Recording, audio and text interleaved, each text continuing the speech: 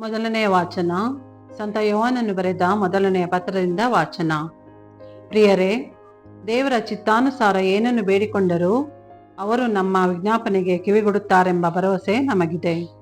ನಾವು ಏನನ್ನು ಬೇಡಿಕೊಂಡರೂ ನಮ್ಮ ವಿಜ್ಞಾಪನೆಗೆ ದೇವರು ಕಿವಿಗೊಡುತ್ತಾರೆ ಎಂಬುದು ನಮಗೆ ತಿಳಿದಿದ್ದರೆ ನಾವು ಬೇಡುವುದೆಲ್ಲವೂ ನಮಗೆ ಲಭಿಸಿದಂತೆಯೇ ಎಂಬುದು ನಮಗೆ ತಿಳಿದಿದೆ.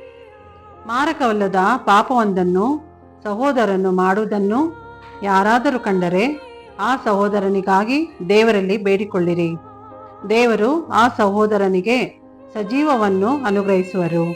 ಮಾರಕವಲ್ಲದ ಪಾಪವನ್ನು ಕುರಿತೇ ಈ ಮಾತನ್ನು ಹೇಳುತ್ತಿದ್ದೇನೆ. ಮಾರಕವಾದ ಪಾಪವೂ ಉಂಟು, ಅದರ ವಿಷಯವಾಗಿ ಬೇಡಿಕೊಳ್ಳಬೇಕೆಂದು ನಾನು ಹೇಳುತ್ತಿಲ್ಲ. ಅಕ್ರಮವಾದುದೆಲ್ಲವೂ ಪಾಪವೇ, ಆದರೆ ಮಾರಕವಲ್ಲದಂಥ ಪಾಪವೂ ಇದೆ.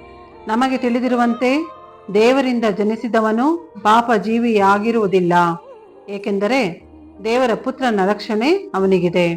ಕೇಡಿಗನ ಹಿಡಿತಕ್ಕೆ ಅವನು ಸಿಗನು. ಇಡೀ ಲೋಕವು ಕೇಡಿಗನ ವಶದಲ್ಲಿ ಇದ್ದರೂ ಸಹ ನಾವು ದೇವರಿಗೆ ಸೇರಿದವರೆಂಬುದು ನಮಗೆ ತಿಳಿದಿದೆ. ದೇವರ ಪುತ್ರ ಆಗಮಿಸಿ ಸತ್ಯ ಸ್ವರೂಪರಾದ ದೇವರನ್ನು ನಾವು ತಿಳಿದುಕೊಳ್ಳುವಂತೆ ನಮಗೆ ಅರಿವನ್ನು ನೀಡಿದ್ದಾರೆ. ಇದನ್ನು ನಾವು ಬಲ್ಲೆವು. ದೇವರ ಪುತ್ರನಾದ ಯೇಸು ಕ್ರಿಸ್ತರಲ್ಲಿ ನೆಲೆಸಿರುವ ನಾವು ಸತ್ಯ ಸ್ವರೂಪಿಯಲ್ಲೇ ನೆಲೆಸಿದ್ದೇವೆ. ನಿಜವಾದ ದೇವರು ನಿತ್ಯ ಜೀವವು ಇವರೇ. ಪ್ರಿಯ ಮಕ್ಕಳೇ, ಮಿಥ್ಯ ದೇವರುಗಳಿಂದ ನೀವು ದೂರವಿರಿರಿ. ಪ್ರಭುವಿನ ವಾಕ್ಯ. ದೇವರಿಗೆ ಕೃತಜ್ಞತೆ ಸಲ್ಲಲಿ. ಕೀರ್ತನೆ ಶ್ಲೋಕ. ಪ್ರೀತಿಸುತ್ತಾನೆ ಪ್ರಭು ತನ್ನ ಪ್ರಜೆಯನ್ನು. ಹಾಡಿರಿ ಪ್ರಭುವಿಗೆ ನೂತನ ಕೀರ್ತನೆಯನ್ನು. ಭಕ್ತರ ಸಭೆಯಲ್ಲಿ ಸ್ತುತಿ ಮಾಡಿರಿ ಆತನನ್ನು. ಆನಂದಿಸಲಿ ತಮ್ಮ ಸೃಷ್ಟಿಕರ್ತನಲ್ಲಿ ಇಸ್ರಾಯೇಲರು. ತಮ್ಮ ರಾಜನಿಗೆ ಜಯಕಾರ ಮಾಡಲಿ ಸಿಯೋನಿನವರು. ಶ್ಲೋಕ. ಪ್ರೀತಿಸುತ್ತಾನೆ ಪ್ರಭು ತನ್ನ ಪ್ರಜೆಯನ್ನು. ಆತನ ನಾಮವನ್ನು ಕೀರ್ತಿಸಲಿ ಕುಣಿತದಿಂದ. ಆತನನ್ನು ಭಜಿಸಲಿ ತಮಟೆ ಕಿನ್ನರಿಗಳಿಂದ. ಪ್ರೀತಿಸುತ್ತಾನೆ ಪ್ರಭು ತನ್ನ ಪ್ರಜೆಯನ್ನು. ಜಯಶೀಲರನ್ನಾಗಿಸುತ್ತಾನೆ ದೀನ ದಲಿತರನ್ನು. ಶ್ಲೋಕ. ಪ್ರೀತಿಸುತ್ತಾನೆ ಪ್ರಭು ತನ್ನ ಪ್ರಜೆಯನ್ನು. ಹಿಗ್ಗಲಿ ಭಕ್ತಾದಿಗಳು ದೊರೆತ ವಿಜಯದಲ್ಲಿ. ಜಯಕಾರ ಮಾಡಲಿ ತಮ್ಮ ತಮ್ಮ ಶಿಬಿರಗಳಲ್ಲಿ. ಇರಲಿ ಪ್ರಭುವಿನ ಸ್ತೋತ್ರ ಅವರ ಬಾಯಲ್ಲಿ. ಇದು ತರಲಿ ಭಕ್ತರೆಲ್ಲರಿಗೆ ಗೌರವವನ್ನು. ಶ್ಲೋಕ. ಪ್ರೀತಿಸುತ್ತಾನೆ ಪ್ರಭು ತನ್ನ ಪ್ರಜೆಯನ್ನು. ಘೋಷಣೆ. Alleluia, alleluia.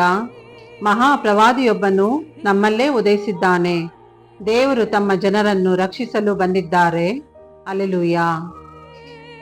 ಯೋಹಾನನು ಬರೆದ ಪವಿತ್ರ ಶುಭ ಸಂದೇಶದಿಂದ ವಾಚನ. ಆ ಕಾಲದಲ್ಲಿ ಯೇಸು ತಮ್ಮ ಶಿಷ್ಯರೊಡನೆ ಜುದೆಯ ಪ್ರಾಂತ್ಯಕ್ಕೆ ಬಂದು ಅವರೊಡನೆ ಕೆಲವು ಕಾಲ ಅಲ್ಲೇ ಉಳಿದುಕೊಂಡು ಸ್ನಾನ ದೀಕ್ಷೆ ಮಾಡಿಸತೊಡಗಿದರು. ಅತ್ತ ಯೋಹಾನನು ಕೂಡ ಸಾಲಿಮ್ ಎಂಬ ಊರಿಗೆ ಹತ್ತಿರವಾಗಿದ್ದ ಐನೋನ್ ಎಂಬ ಸ್ಥಳದಲ್ಲಿ ನೀರು ಹೆಚ್ಚಾದುದರಿಂದ ಸ್ನಾನ ದೀಕ್ಷೆಯನ್ನು ಮಾಡಿಸುತ್ತಿದ್ದನು. ಜನರು ಬಂದು ಸ್ನಾನ ದೀಕ್ಷೆಯನ್ನು ಪಡೆಯುತ್ತಿದ್ದರು. ಯೋಹಾನನು ಆಗ ಇನ್ನೂ ಬಂಧಿತನಾಗಿರಲಿಲ್ಲ. ಶುದ್ಧಾಚಾರವನ್ನು ಕುರಿತು ಯೋಹಾನನ ಶಿಷ್ಯರಿಗೂ ಯಹೂದ್ಯರನೊಬ್ಬನಿಗೂ ವಿವಾದ ಎದ್ದಿತು.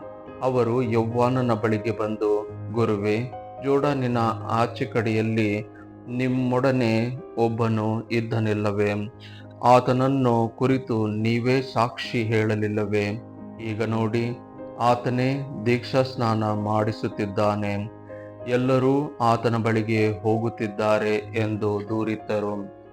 ಅದಕ್ಕೆ ಯೋಹಾನನು, ದೇವರು ದಯಪಾಲಿಸದೆ ಹೋದರೆ ಮಾನವನಿಗೇನು ದಕ್ಕದು? ನಾನು ಲೋಕೋದ್ಧಾರಕನಲ್ಲ, ಆತನ ಮುಂದೂತ ಮಾತ್ರ ಎಂದು ನಾನು ಹೇಳಿದ್ದಕ್ಕೆ ನೀವೇ ಸಾಕ್ಷಿಗಳಾಗಿದ್ದೀರಿ. ಮದುಮಗಳು ಮದುಮಗನಿಗೆ ಸೇರಿದವಳು. ಮದುಮಗನ ಗೆಳೆಯನಾದರೂ ಪಕ್ಕದಲ್ಲಿದ್ದು ಮದುಮಗನ ಕರೆಗೆ ಕಿವಿಗೊಡುತ್ತಾನೆ. ಆತನ ಸ್ವರ ಕೇಳಿ ಹರ್ಷಿಸುತ್ತಾನೆ. ಇತ್ತ ಆನಂದದಿಂದ ನಾನೀಗ ಭರಿತನಾಗಿದ್ದೇನೆ. ಆತ ಬೆಳೆಯುತ್ತಿರಬೇಕು, ನಾನು ಅಳಿಯುತ್ತಿರಬೇಕು. ಪ್ರಭುವಿನ ಶುಭ ಸಂದೇಶ. ಕ್ರಿಸ್ತರೇ, ನಿಮಗೆ ಸ್ತುತಿ ಸಲ್ಲಲಿ.